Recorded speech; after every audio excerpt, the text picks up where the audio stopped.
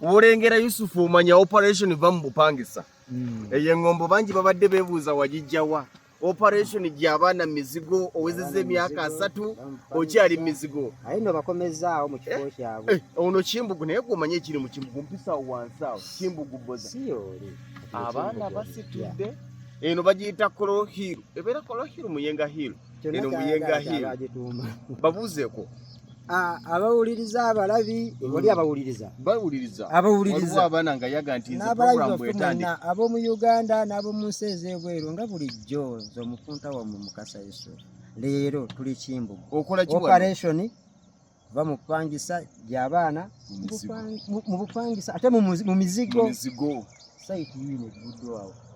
makula nnyo makula kakati no susetinga kikubo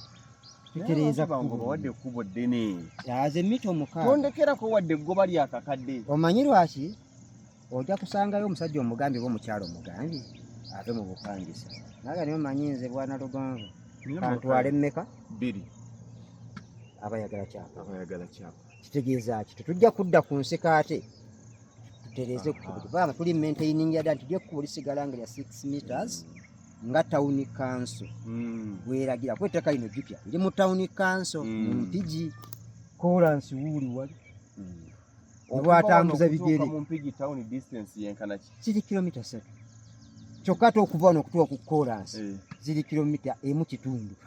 ya usiku zako bigere genda okole kale haji genda okole bwe twogera ebintu bino tubagamba nnyo nga bwe mulaba plot eno estate eno bwesendeddwa abantu bangi awola bewazise ne muganda waffe oli atandise okuzimba mujjukira estate yali ey'obukadde 12 5 ku 10 ga 5 ku 5 yali ya bukadde 6 kati weewo abagula 5 ku 5 abagula 5 ku 10 baganda bange bangudde Lawrence neighborhood yo najo tugisaba okuludde Guli manya choli mpaka lyagenda muganda wanga ompawo ko 10 ku 2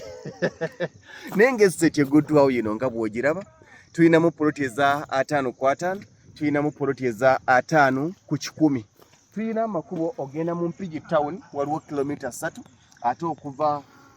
wano kutako genda ali ku KOLANSI nga onaga nti nva ku KOLANSI mmotoka wentadde waliwo kilomita m okuva ku KOLANSI n'olwekyo gamba nti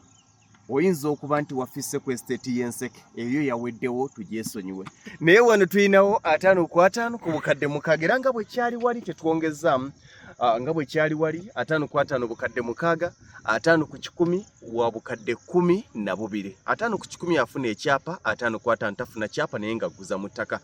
tulina ploti ezitudde obulungi ng'olabira ddanoga nti zino enkonge bano abookyamanda biki gino gyabadde miti nga bwolengera gulu nti wali yakabira gyabadde miti bali mu kuzijjamu nga bwe bookyamanda n'olwekyo nti z'enkonge zirimu tezikweraliikiriza olwedde ensigule bannanyiniza abasinga zeetaaga bajja zikola ki wabula oli wadde mbogamba nti awatudde enkonge weewange naye tewabaddamu gikwatako jangu ozikuuma ozigyewo sijja kubeera ku ttaka nga nkuuma nkongezo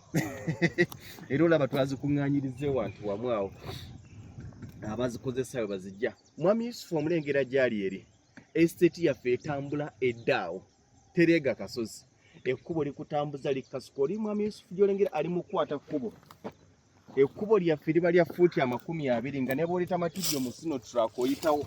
n'oweta bulungi nnyo estate eyambuka paka eri nekka ate wali paka wansi ku kkubo 5 ku 5 bukadde 6 5 ku 10 bukadde 12 oyinza oga nti bukyanga luba lwa minti enseke wansubya ekimbugu wansubye wasooka Bboza wansubya Kakola wansubya Lungala wansubya Katende wansubya Mpambire wansubya awusivaawo kuba essimu ya 0753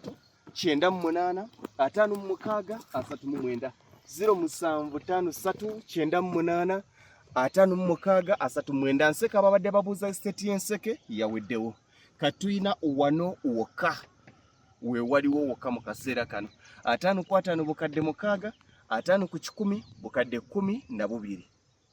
agula 5 ku 10 afuna ekyapa owa 5 ku 5 tofuna kyapa naye nga nkuguza mu ttaka tosasula busuulu tewaliwo nti ate byalizimba nkuwadde obwannannyini bw'otuuka n'ogula neighbour n'ogamba nti ogaziye nze nga nkuwa ekyapa kyo naawe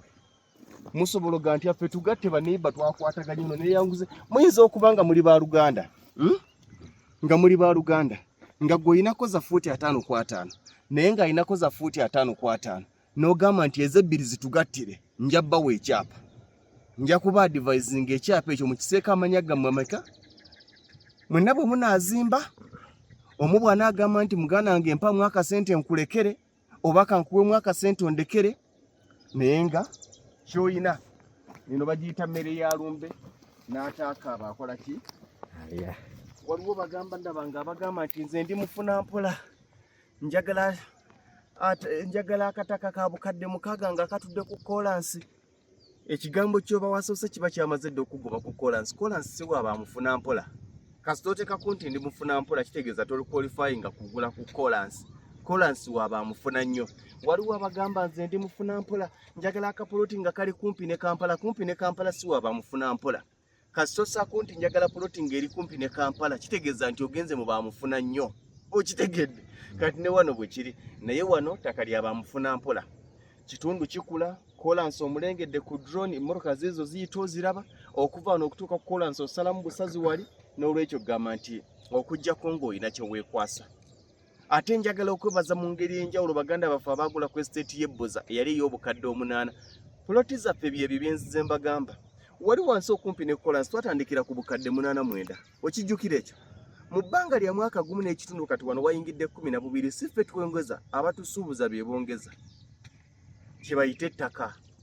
n'agula jjo nga nezo naayongeramu ozikoze eki ozitegese bwe kituko kiro ina kyobuuza omwana nkasukirayo drone wansi wanga zeeriraanye estate gyolengera wagereko drone ye estate yali y'obukadde 8 muba mwezi obukadde 9 ne kubaako eyajja nga ya bukadde bwali 11 yeyo gyolabaawo kati awo neighborhood kumpi ne kolansi kati tuli wano ku bukadde 12 5 ku 10 owa 5 kwa 5 bukadde 6 oyinako obukadde 10 jangu okuwa 5 ku 10 nkubanja obubiri bwona buleeta nkuwa ekyapa oyinako obukadde 5 jangu okuwa 5 kwa 5 nkubanja akakadde nkuweyo omwezi emyezi 2 ompe sente zange ngeno bwozimba nze sikyalina kamiro mu sente bwenzikiriza nti nkuwadde sente wadde nkubanja akakadde oba obubiri tandika okuzimba tandika okulima sibye bino mami Lugonvu mbadde ngamba nzikirizibwa okulima wokko zima nze bweguza mbaguziza sefu balengeze ennyumba omwana asitudde ki naye olaba omwana oyo asitudde akayumba ako ezo nno zolaba atudde ku 5 kwa 5 ataddewo emizigo gye ebiri n'ennyumba ye yadde ab'oluumu emu nga bw'omulaba wali ku 5 kwa 5 waliwo yabadde ngamba nti wano we wantu wali twazeeyo ne muganda wange Andrew Seguya nanga nti nga wakyusa amayumba gano tegaaliwo bantu be bagassaawo bwe kitebo kiri njagala basiibula abaganda bange naye nga estate bwezito bwe ziri eyekyemanga we yaggwawo dda tobaga nti wali amayumba awo waliwo kokapoloti n'abaagulawo abazitaddewo basanga tewali nnyumba n'etya gwalinda abalala bakuzimbire linda abo abategeera nti gwolina okwezimbira bajjagula era bazimbe baabo bakitaddewo bakikoze 5 kwa 5 bukadde 6 5 ku 10 bukadde 12 nsasulako obukadde 10 nkuwe poloti yo otandika okuzimba ononye obukadde bwange obiri obumpe nkuwa ekyapa kyo mpaka obukadde 5 nkuwa 5 kwa 5 ononye akakadde kange okampingi eno bw'oli mu kuzimba oba omalayo akasente kange mwezi ng'abaana bajje mu muzigo bayingidde ng'eroga nti mwami Lugonvu teyanzija mu muzigo simu 0753 98 56 39 gy'oba oyitako kankwagaliza ebirungi ebyerere mwaka guno wali essuubi ly'okuyimba ndi wa bbeeyi nine wange akantu ako sikamanyi ke bongerako ndi wa bbeeyi nyine ewange kino kye bayita muve emizigo gye waliwo abayimba ndi wa bbeeyi nyine wange oli mu apartment z'abandi gwe toyina wuwo oyina w'abandi ate toba wa bbeeyi omuntu omugaa nsange ewange ng'oyogere we wagula we wazimba we baakusabira amatoffaali n'ogawaayo gye wamanyira trip y'omusenyu nti ya mitwalo 13 14 15 gye wabitegeerera naye ennyumba gy'oyita eyo nga tomanyi na baagissaako sente mmeka ebanaga nti Lugonvu ayogedde bubi nze njogera n'abalandiroodi sinaba mpangisa mu apartment kale tusiibule mubiri bulungi mbalindiridde simu kweri kuba akasimu olwaliro ku Lwokutaano akasimu kwe kalonga nti mwami Lugonvu akange kaako kaze mwami Lugonvu omuntu wange wuuya ze ngenda kukola paka saa 6 gwa kiro musule bulungi.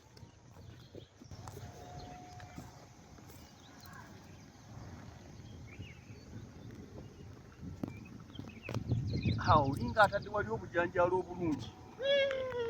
Okimanyi nti awaggulu awo nasigazaawo 10 ku 10. Ogitunda? Ani akusesa? Nange neesigaliza. Njagala mutuuka akaseera nga nzija ne nga nti kale wantu wano nafundangawo ku bukadde 12 naye kati oyina 3 nkuwe